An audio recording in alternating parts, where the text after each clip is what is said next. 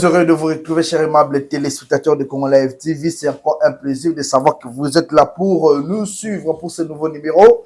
Nous allons analyser l'actualité politique en République démocratique du Congo. Il sera question de parler de la situation à l'Est, l'Union, le gouvernement de l'Union nationale, et aussi parler de la sortie. L'ancien président de ce pays qui a dirigé pendant 18 ans. Nous allons aussi parler de la gouvernance de la vie province de Kinshasa. Pourquoi pas? Sur ce plateau, nous recevons pour vous le docteur Jean-Jacques, c'est ça? Le docteur Jean-Jacques Yamba, avec qui nous allons décortiquer toute l'actualité en RDC. Bienvenue à vous. Merci beaucoup, monsieur les journalistes. Vous allez bien? Oui, très bien, je suis très bien. Vous être de quel parti politique? Vous travaillez avec l'excellence Moussa Niamoussi? Oui, je suis des RCD-KML. Je suis candidat député national de la FUNA. Bien que je n'ai pas eu... Bon, nous savons ce qui s'est passé à la CEDI, mais néanmoins, nous sommes là, on se prépare encore pour d'autres. Est-ce que les enfants de la FUNA se retrouvent en vous? Comme disent Banakin, est-ce que Bana FUNA va y bio et puis Bazo se retrouver Katina? Bon, moni, en fait, dans la quartier nangai, oh les ceux qui peut-être toujours occasion, vous êtes un journaliste. Son a télé miga rambala mo mona kino, tala ko yamba papa. Ah bah ebi déjà yo. Alors makasi. Tout ça les actions moi belé et puis tu penses à kamini pour na terrain autovandi. Total aka pour ngamo kona naza mwana yolo. Donc ngamo mwana kimba. On attend kamena pour ngana mwana kamabe. Le lengeni na ko combattre yango. Alors pour combattre le loko wana, il faut nazala na prise de décision moi quelque part. Ce qui va faire à ce que biloko na mona baninga bazolo ba ya mabe, biso peto mona mabe. Mais néanmoins, je sais qu'avec le temps, Dieu, il est notre maître. Il est notre maître. Il y aura un moment donné où le Seigneur Dieu a coupé ses bisons pifoana, a coupé ses bisons makokiwana, il a coupé la banne, il y a Funa dans son ensemble. Merci, moi Mboka Jean-Jacques Thomas, c'est ce que dit ma émission Tokenango Likolo, situation sécurité à l'est de la République démocratique du Congo, Goma na maboko ya Rwandais M23, Bukavu na maboko ya Rwandais M23. Moi Mboka makanisino eza nini? Comment est-ce que ozota la situation là? Liboso natondi zambe botondi parce que situation zo le kana Goma lelo. Peut-être les gens sont en retard. En retard par rapport à quoi? En retard, pourquoi? Parce que les Cambo ya Goma, Tito Komakana Goma, les Cambo ont eu plus de 30 ans.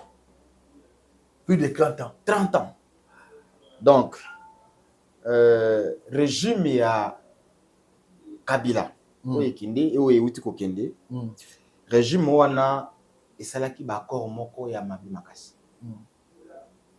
Tubandaki kozala na basoda ya biso be contrôlé par Rwanda na est du pays mobimba. Basoda na biso mais baza contrôlé par Rwanda. C'est-à-dire soki lelo olingi ki osala guerre na Rwanda. Bandana no kosala guerre donc obandi ko bundisa Rwanda na ne pas na biso. Oh, ouais. Et ezaleli wana bon, on avait déjà décrié dans les temps. On avait déjà parlé. Kangama. Moi, j'ai été ici arrêté quelque part ici dans jardins géologiques. Il y a une police qui est là. Pourquoi? Parce qu'on avait dénoncé à l'époque de Kabila pour dire que notre Mboka était Kami. Mboka ezui ezamabe. Alors, ndeko nabiso papa nabiso ya nabiso président nabiso Félix tanga yekoya ayeko kutande mboke tekama ayeko kutande biloko aussi et bazoa. Voyez un peu ça. Donc moi j'appelle aujourd'hui à au Congolais. Donc, côté qui n'a pouvoir, Koutimbo qui était kama. Était kama. Andimi quand même que Zouambo qui était kama pour la diriger. Normalement. Alors, on peut faire que, bon, les lots nazo qui belé bazo le brabako. Vous savez, hein, ce qui n'a coûté déjà, mon a vu déjà, et si qui pas nanga. Pour na boto la moninga wana ici kawana. So na sala d'accord. Objectif nanga ils allaient qui ni nazo ici kawana. Je vais vous amener même à la Bible. Vous allez voir que non, Abraham, connaissant pas sur Azaki Nango, a kendeki na mwasi na ye. Mais arrivé na mboko ezalaki a été. A wangana ki mwasi na ye lokola, a zoaki lokola petite sœur. Hein? Alors, vous allez dire quoi? Mais c'est un prophète de Dieu. C'est quelqu'un que Dieu avait dit. Aza monte manaye, abande ko ngaye koleka. Alors, moi j'appelle les Congolais, ceux qui baillent l'histoire était batona biso. Toi na tango et belé awa ya koyeba ko décortiquer histoire oyo ya est. Histoire ya est et bandi wa pied. Vous savez, batwa beta ba masula est wana. Mais vous devez koyeba que population zokufa. Ouais. Et la population a envie de savoir et banda wapi tozo kende wapi et ce qu'il faut pour que Kimia soit parce que quand on est en train de voir chaque jour ba mort, chaque jour ba cas de viol, ça dérange quand même. Bon, Moni, j'aime beaucoup ce que le président aurait fait. Tant la commune a plus de pouvoir, il avait dédié le pays Na maboko ensemble. Mais ce n'est pas fini. Fallait que ça sonne. Ce n'est pas fini. Nenga de diaki na maboko nzambe, il faut que lukamena offrande ya ba Congolais pour na kopesa na etonga. Et aujourd'hui, ezo sala biso passe. Passe nanga na zanima. Je suis un acteur politique. Je suis un homme de Dieu. Je suis un homme de Dieu. Mais ce qui nous fait très mal est que aux mona bato baza bakoki kozala basala nzambe lokola biso.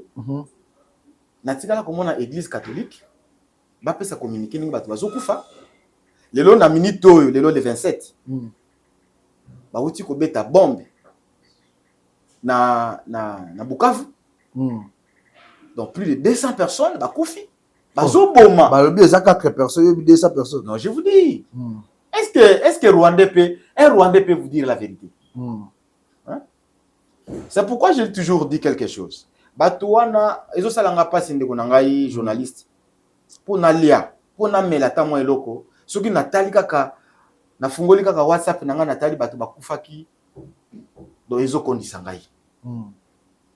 Donc s'il y a patriotisme eza lisusu na ba certains Congolais té. Ba certains Congolais té ou baza ba politique. Bazwaki otozwaki qui avait à l'époque où on avait Kabila ici. Est-ce qu'on avait l'opposition? On n'avait pas l'opposition. Mais quand Kabila était ici, il y avait l'opposition, UDPS était dans l'opposition. À part UDPS. Les restes ici étaient des moutons. Qui pouvait parler? Kabila a fait ce qu'il a fait. Kabila a tué les gens ici. Qui ne sait pas? Kabila ici. Il a tué beaucoup de gens. Donc vous voulez accuser... Moi-même, j'ai été arrêté. Hein? Et dans le bus, on avait des années. Mais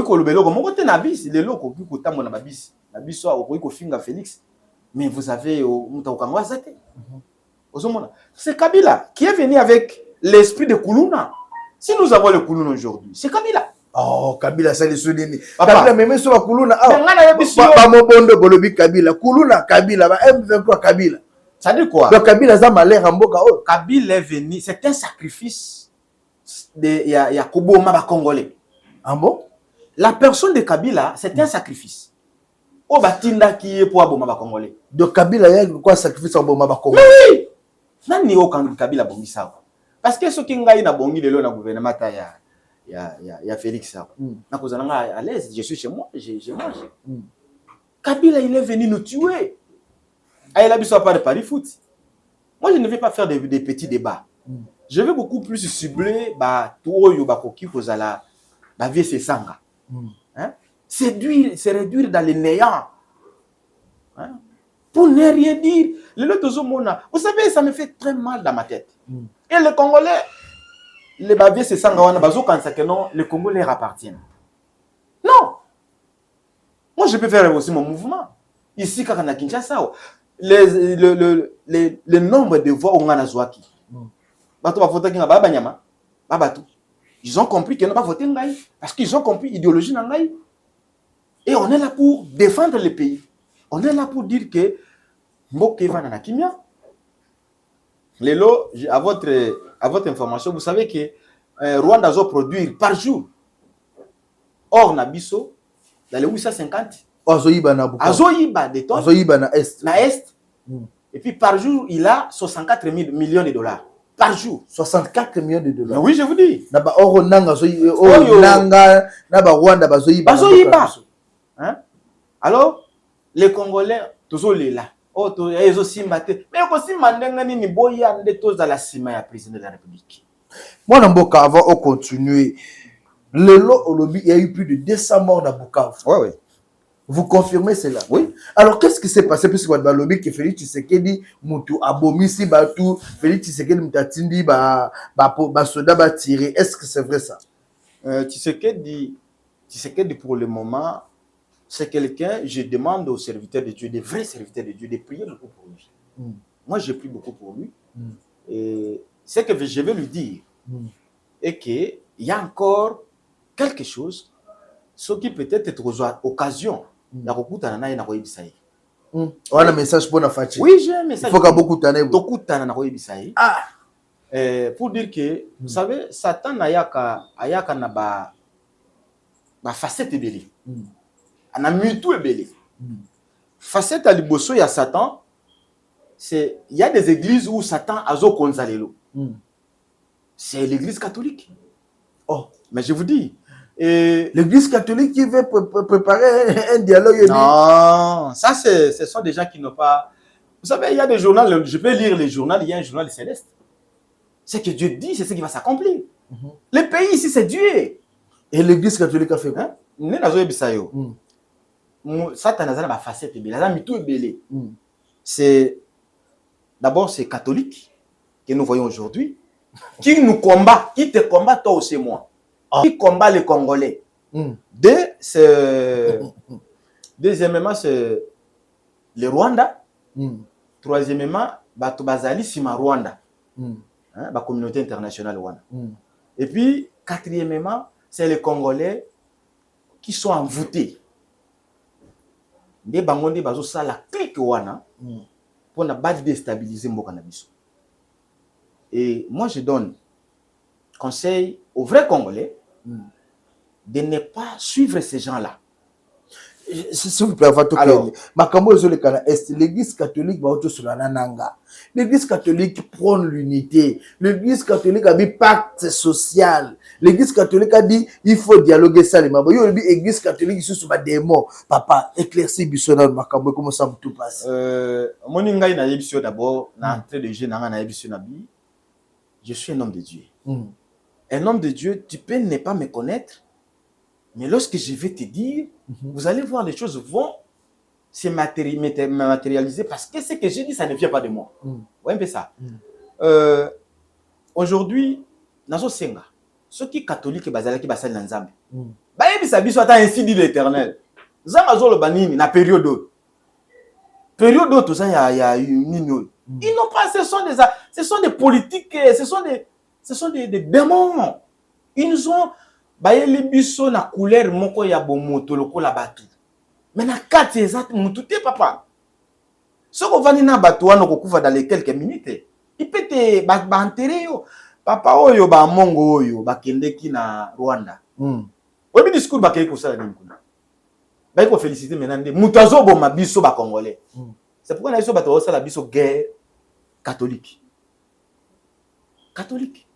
Donc catholique azana sima guerre. Azali na sima ake kuna nde kopesa nde ko applaudir mutu azoboma biso président ya Rwanda alobi note voilà na sepeli ninge président Rwanda je l'aime beaucoup.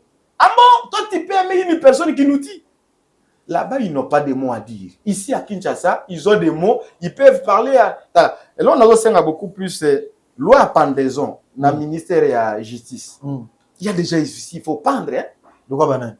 Le coup là-bas, catholique, il faut les pendre, il faut le. Je vous dis, il y a des évêques. Papa, il faut qu'on bombe bango. Vous savez, il y avait un défi entre Élie et les prophètes de Baal. Moi, je suis Élie.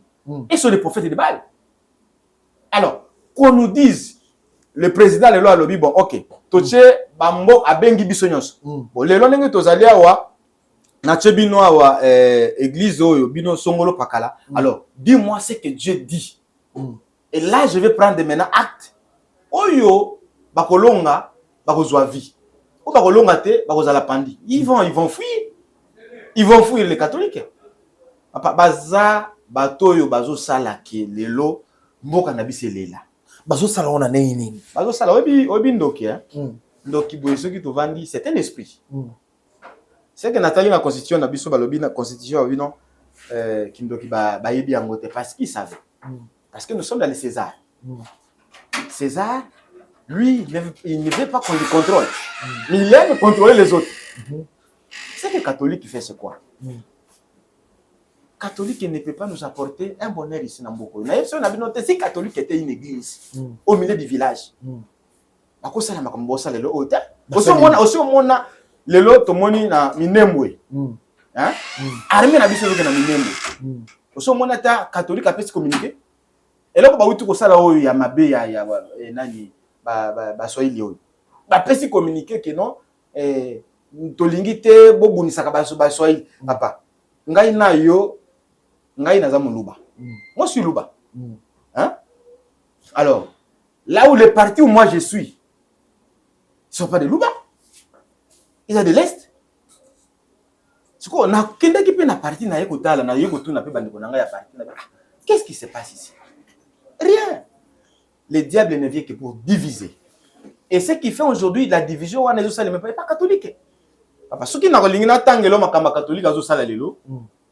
non, parce que la population congolaise est en la la vérité. Vous savez, le lobby église catholique n'aime que ça là que ba prière réseau salama na mboka na biso, église catholique n'aime que ça là que les lots moni ba dialogue à Senko salama les lots Mimi Félix Tshisekedi na pouvoir, église catholique les lots bunda sous pour na kimia ezonga na dialogue Senko et c'est se préparer pour la paix et sur l'est. Mais nous non église catholique se diviser peuple.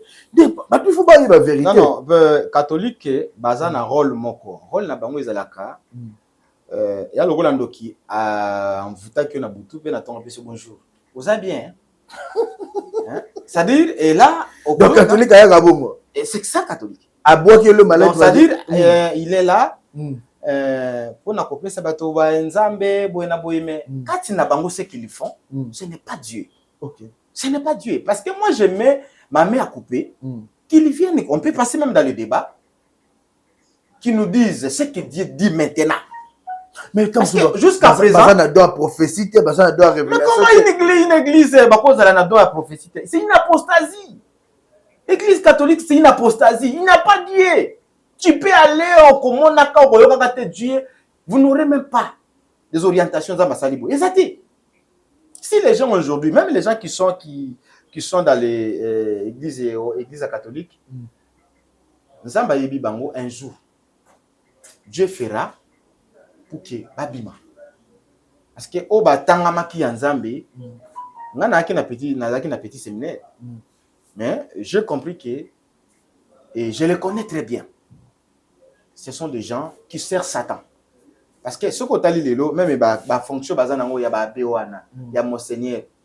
Tout ça, nous sommes dans le livre de 1 Corinthiens 12. Au moment où Dieu a établi 5 ministères dans l'église. C'est apôtres, prophètes, les docteurs, les évangélistes et les pasteurs. Il n'y a pas abbé. Ils font l'opposition même dans avec Dieu.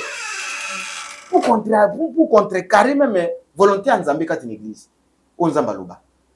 Alors, il ne portera pas la paix. Les lonza mokoiko ponanga lobby na comme président de la République. Ils vont venir ici. Ils vont komponisa ngai kaka. Bango balinga bola muta. Bino de bolinga vérité puisque l'église catholique dit seulement la vérité. Bango baloba ka vérité, bazo sunga peuple a comme malam peuple alia. Bino de bolinga vérité te bino ba politicien. Oyebi eloko bazo combattre le président de la République. Pour la gratuité. gratuité ka ya pamba oyo ebimisa mindondo L'église catholique et l'église, puis c'est la gratuité, c'est la constitution. Mais papa, mutabotaka te. Mutaza alobi ami moni ke no aza abi akobotaka te. Ngai ma sœur na kobotaka te. Akolinga bana na ndenge. J'ai un ami, je marchais avec un ami. Moninga nga wana tanga botité, azo sekanga na bana na ngami bala. Azo mona ndenge nazo dorloter bana nga na bolingo. Ah, bino mais dit, toi tu prends beaucoup le temps avec non pas. Mais le jour là comment on a outu kobotawa. À tout moment, mais on parle, non, attendez, mon cher, attendez. C'est comme ça. Catholique n'aura pas l'amour s'il ne se marie pas. Oh, mais je te dis. C'est que là où il y a désordre, c'est Satan. Vous voyez un peu ça? Satan sera yé à côté, à chaque désordre. Moutou.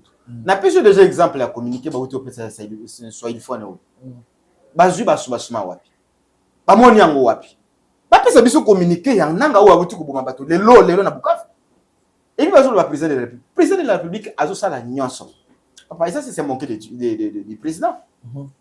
Vous savez président de la République otozana lelo il ne vient pas de au hasard atao ezalaki ils ont vu ils ont fait des papa c'est Dieu qui choisit. C'est Dieu qui a voulu qu'on soit ensemble. Ouais, mais ça. Alors, tu ne peux pas dire que, oh non, voilà, non. Le problème du président de la République, et là, quand on se n'est pas naïende, Moussala, et Salema, to brouté dehors, aux alliés, on a biso, tous à ini, parce que biso peuple, biso ba église, des réveils, on se met debout, on se dit non, parce que tu es dit que non, et comment mina mukanda ya romain. Que non, boto saba konzo na zo pesa bino. Ce qu'on mon consignon ça zakanata na ye.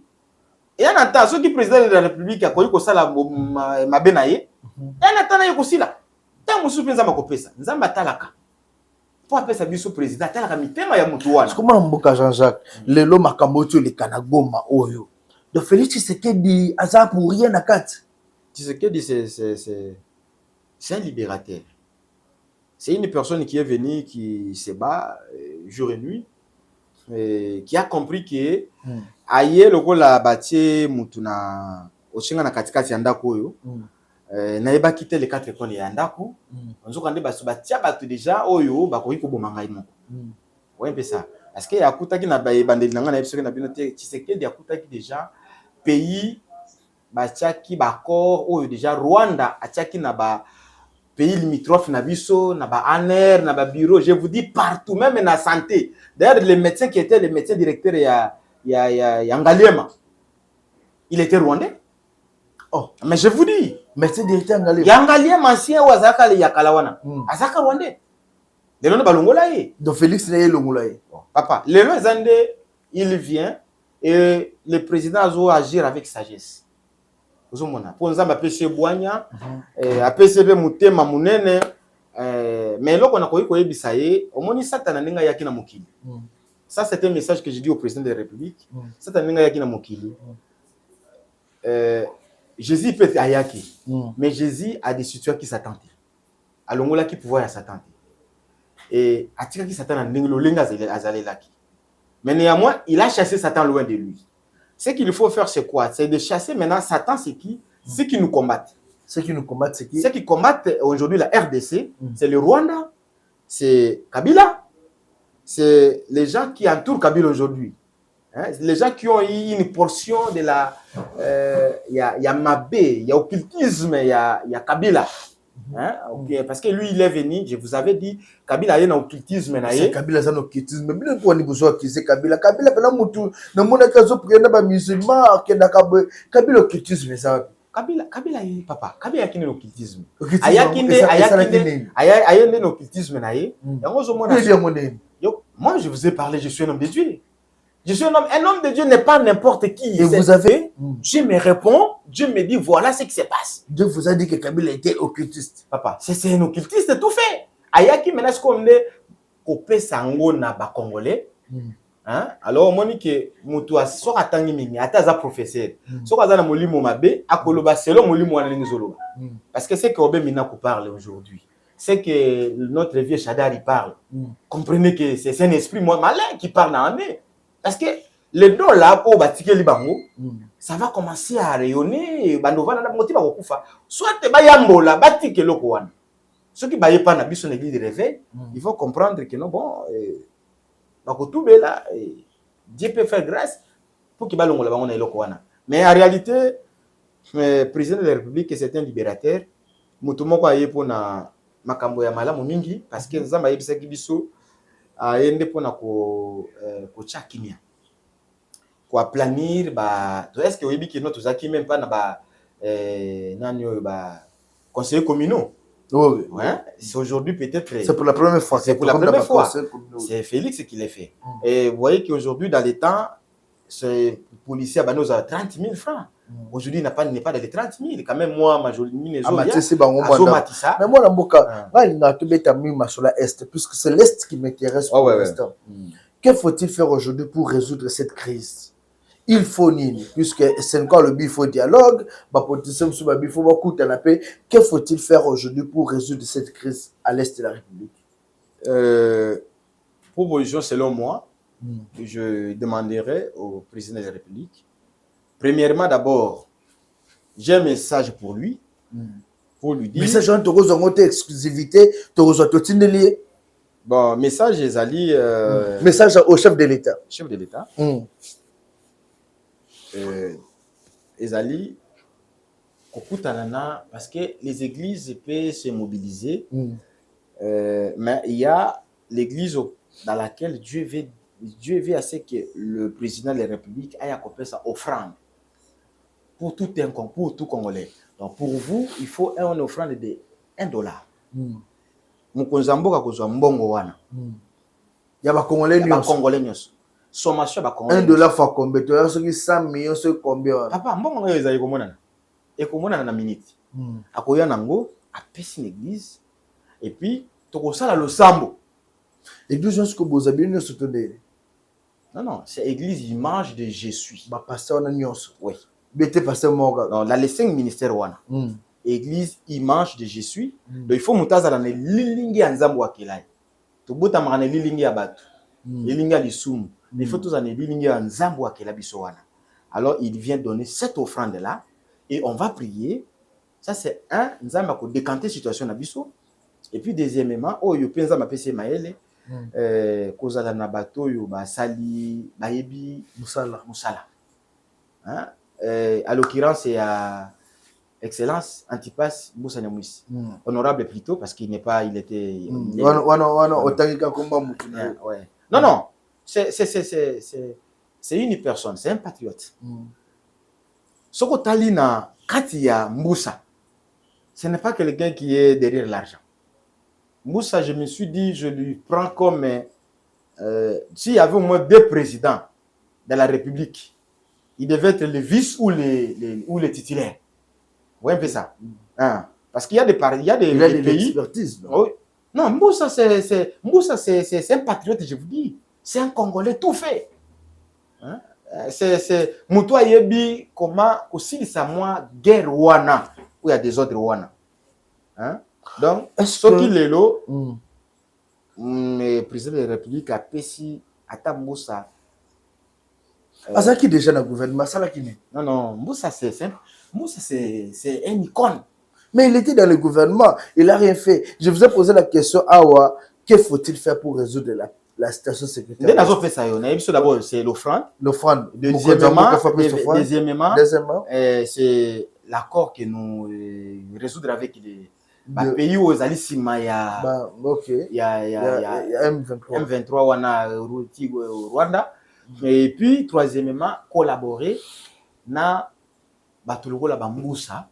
Acha bango loko la chef du gouvernement. Oui, je vous dis. Ah ouais, ça la rébellion pas. Non, c'est d'ailleurs lelo nazo bisayo guerre oyo Félix Awuti kokuta. Ni guerre Mbusa bandaki. Si Mbusa zaki lelo na fonction loko na présidence, même lelo ko déjà linga kutate. Ce qui est qui Mbusa qui était président. Nécessaire la ngokala. Moi, Joseph Kabila Kabanga Lobi, situation oyo pour nous a décanté Il y a une situation militaire, il faut que politicien, ma fan, ma Luka Racine. Est-ce que Joseph Kabila n'a pas tort sur ce point-là? Non, non, lobby bon côté. Peut-être au tali communiqué avec Joseph. Joseph a des conseillers de bato balingi ba pesa biso lisungi. Pour na kosi sa guerre. Non, on a lobby même côté monsieur pas le bac qui il faut bazo ba considération quand même ba o ba M23 bazolo ba congolais ba solo là ba yeba tina ya problème. Mais M23 bazolo bani. Na uluba ki na ngana ebandeli. J'aimerais que les Congolais comprennent la chose. Ouais, un peu ça. Les M23 bazo salani. Ils n'ont pas de cahier de charge autre que celui de Rwanda zo pesa bango. Rwanda lobby na yini. Rwanda lobby boy. Bazo amena est mobimba. Baza la kawana. Yebisa nga imboke za ya yote. Papa, nous sommes pas quand même, on peut pas être colonisé à travers le monsieur Oyo. Rwanda. Ça dit quoi? Rwanda lobby na yeboy. Basoda na ye bazala na est. Diamant wana, oro wana, cuivre wana, ekenda kaka bisika na ye. Donc comme si tu es expert. Ah, biso ça dit balingi kaka no bakoloba kaka eloko moko. Te biso soki to bon, to boyokana to yokana. Bon, sikoyo biso bopesa biso kaka parti oyo, pona biso to lingi te soki bomemi biso bino biso boya ko boma biso, pona to saka un peu protéger, tout se protéger côté. On peut te prendre aussi to go zo bango pe, to tini bango côté ya Bandundu. Ya Bandundu pe baza pe protéger kuna. Pourquoi pas? Pourquoi pas? C'est toujours en RDC. Alors, vous voyez que non, ils ont un agenda imposition. On vous impose que ça est la bisoboï. Hein? C'est ce qui n'est pas quelque chose de meilleur et pas la biso tokoki ko lingate. Kabila a fustigé le régime, non ils ont soutenu Félix Tshisekedi Mingi.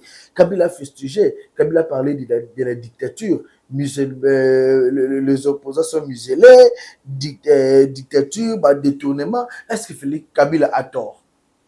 Bon, je vous ai parlé dans l'entrée de jeu que Kabila Azalaki Kabila c'était Rwandais. Non. Je vous dis la vérité. Kabila c'est pas un Rwandais. Kabila c'était Rwandais. Non, Kabila c'est pas... Je confirme aujourd'hui. Kabila a dirigé le pays pendant 18 ans en tant que Congolais. C'est un président congolais. Un Congolais, moi je suis Congolais. Vous voyez tout le monde qui ont fait Kobasalaki Nano Ata ba riposte. Donc on l'a antipasse. Les patriotes qui ne voulaient pas qu'il y ait Ibé descendre dans son fief. Il devait maintenant se défendre contre le même Rwanda là. Vous voyez un peu ça. Il n'avait pas voulu assez que Congolais pas maintenant kufa. Mais les lobato bazo boma au bateau c'est Kabila papa.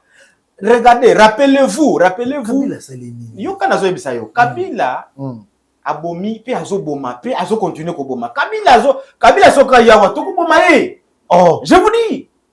Mais Kabila c'est qui a plaisir. To ko boma ye. Il y aura une loi de pendaison. Moi, je dis si dans la nouvelle constitution, et qu'il y ait la pendaison. Il y a des gens où déjà, sur Kazali Boma. Donc, Kabila, il faut pas pendre. Oui. Kabila, il mérite la pendaison. Moi, je vous dis, ce qui Kabila wana, Azo Kanisake, lobby Akoya, Aboma, Congolais, Kozala président, Amikosi. Parce que, na divinité na biso, na bonzambo ya biso, nzamba zolo bana biso, aucun président en dehors de Kabila Oyaki déjà bayela ki na Rwanda balemoko ba commissaire à président, on n'aura plus encore un président. Hein, ou à cause de la mena rwandais, burundais, non, muta cause de la président de la République ou à cause de la Congolais. Ata Félix le loi cause la batanaye, il va partir et puis ça va aller. Ça va aller. Kabila papa n'a pas le droit. Quand quelqu'un aujourd'hui Kabila n'a pas le droit de faire quoi. Kabila a président de la République. Kabila a un grand parti politique aujourd'hui. On a qui investir le premier vice-président Obemina na Chadar. Mais vous comprenez, je vous ai dit, ce que Moutazui, Moutoumolimo Yamabe Kotelier, il ne peut faire que ce que Molimo en est aussi dans ça. Oui, à restructurer aussi au moins papa ou déjà Zoboma Congolais. Alors, il mérite la prison, ces gens-là. Il faut les pendre, ces gens-là. Même toi, on a payé. Voilà. Moi, je dis au président, ça, c'est une loi de César. Il mérite la pendaison. Les M23 ont des droits. Quels droits? Des terroristes, ils violé. Papa, je crois peut-être que ça a même 2 ans, 3 ans. papa kufi mais bazole na ekolo ebembe bazokanisa que papa zola muka baboti bakufi hein. Vous savez aujourd'hui biso zolia biso loto après à émission to kolia to combien ah voilà la promesse mais oyebi que bato oyo bango ninga bazana minute na ba moyo oyo papa oyebi na ba malade zoya na malili pe kala mingi te to kene saison ya 6e mois awa. Ces gens-là souffrent, mon frère, souffrent.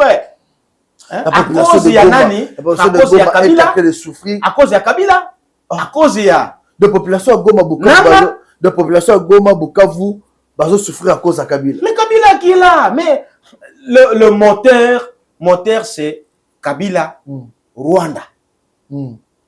Et ils se disent entre deux, non bon, toye binenge tokozela bino, diamana cuivre awa toye la bino na prix mangondo. Alors, biso bo protéger biso bo pesa biso ba arme na bino, mais to bon makabato wana.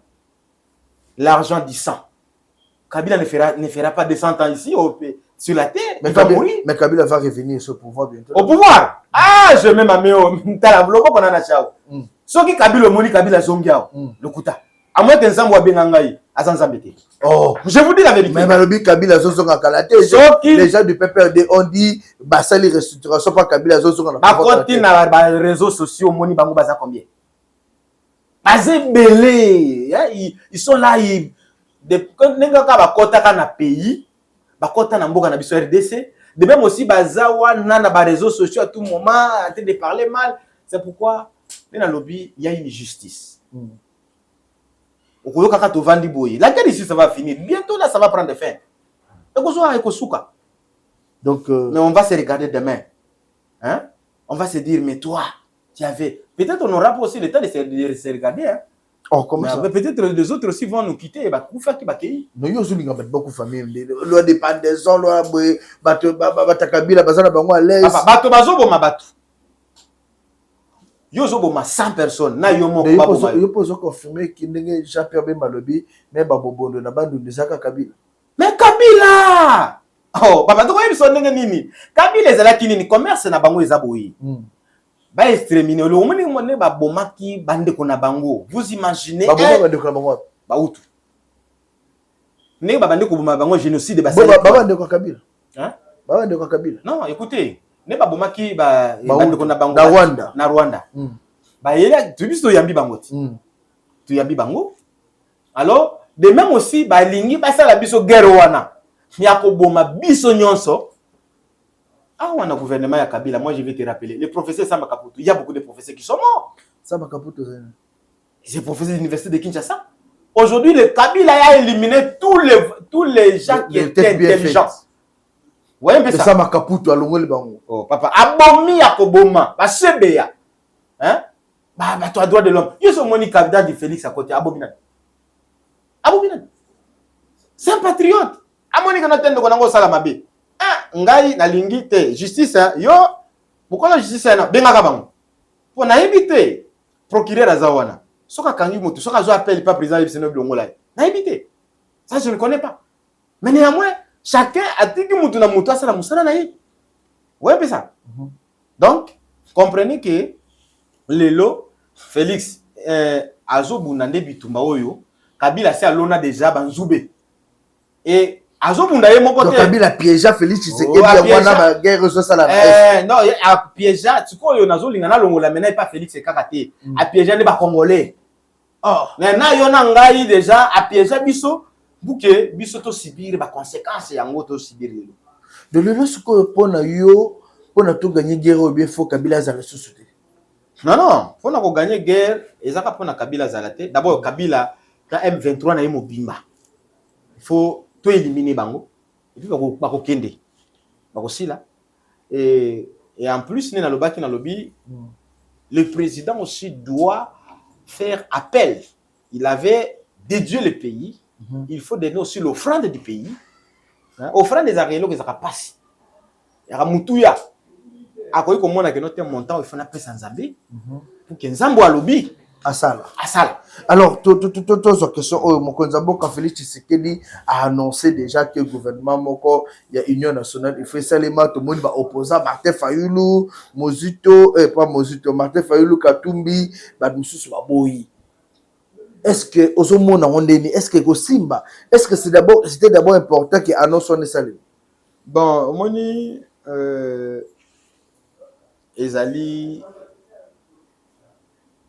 malam comme on a été ce qui lelo nazali nandako à tout moment bato bazolela po na ngai je dois écouter aussi les gens.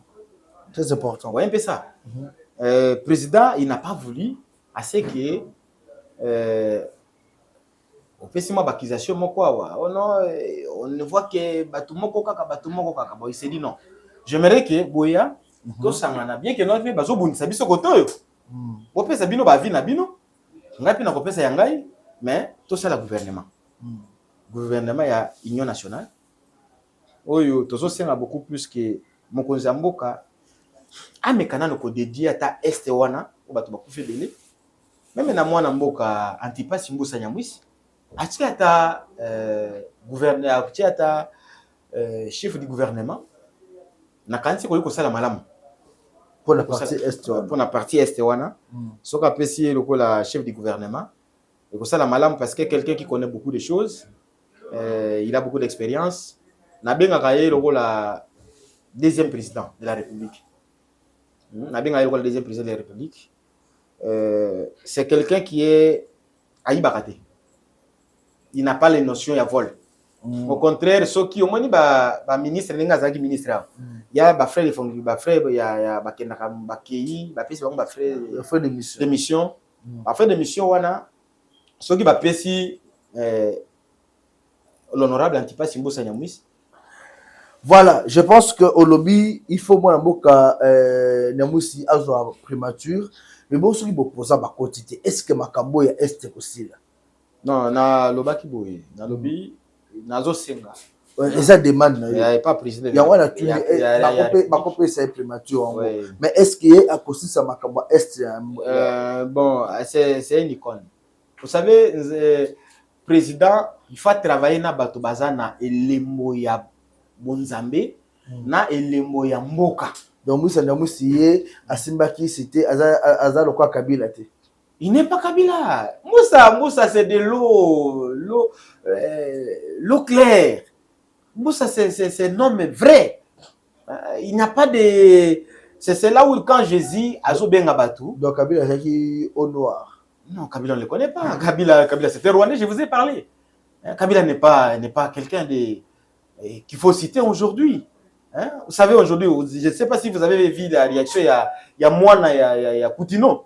Hein? Si son père est devenu tel qu'il est aujourd'hui, c'est Kabila. Donc, si on ligne dans le bilan, Kabila, je peux parler toute la journée pour Kabila. Alors, dans les biens, tu as Mabé. Kabila, ça m'a touté. Kabila, Namboka, tu as fait le Kamalamute. Kabila, d'abord, ça l'a gagné.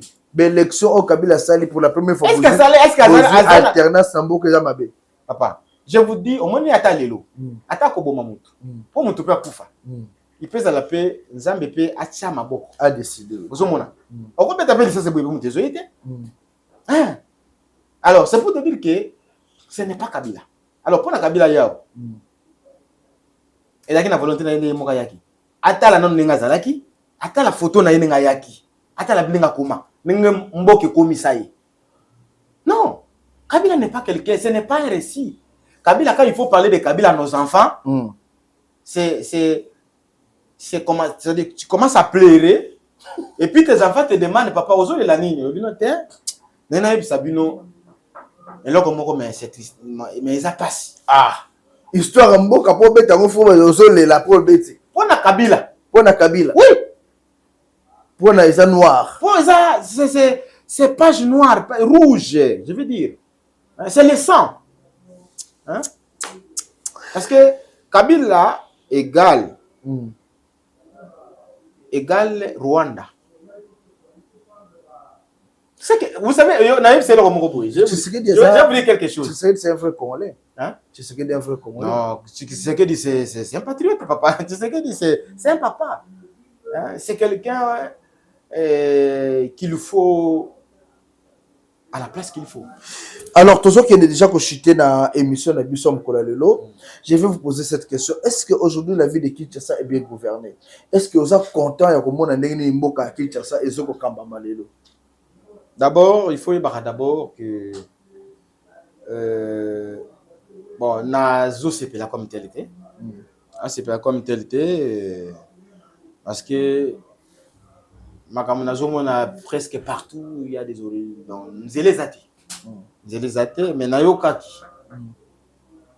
Que excellence Daniel Bumba azo atinaki ba banger ezoya biloko mais pour ce dernier temps je ne sais pas est-ce que c'est yaki est-ce que c'est comment qui pour eloko nyonso soki olingi ebebaki il faut kozwa d'abord projet il faut un temps kosala te pour politicien alobi il faut salaka mbala moko non donc il faut kosala yango malamu parce que mboka eza ya Daniel Bumba. Je crois qu'il a le seul pays que Kinshasa, Congo. Donc, à Kougéra, on malamu. À Salango malamu. Et donc, tu connais, c'est qu'à Salango malamu parce que Mboka, Nzela, Banzela, Nyon, c'est ça. Même côté Nangaïwana, côté ya Bissowana, vraiment, Nzela, qui côté. Alors, Bisso Peba Nafuna, dans un sens, beaucoup plus barter, belé, zali, ya Kolongola, Kamwa, embouteillage.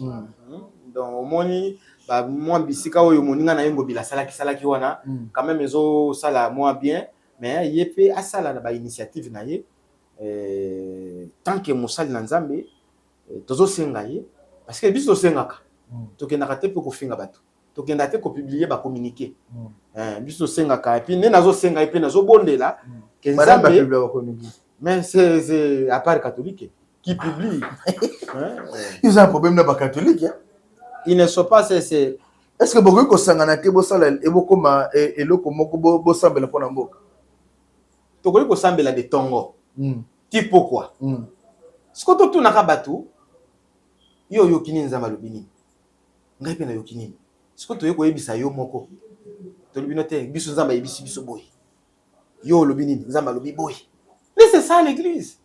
Il ne faut pas prendre l'église comme si c'était... Non, je vous pose cette question. Est-ce que bien ba catholique beaucoup sanganate le lobo sambela pona mboka? C'est possible ou c'est pas possible? Bato ba yo kakati. Bato ba na matoiti. Ba na misoti. Ba kana oboma.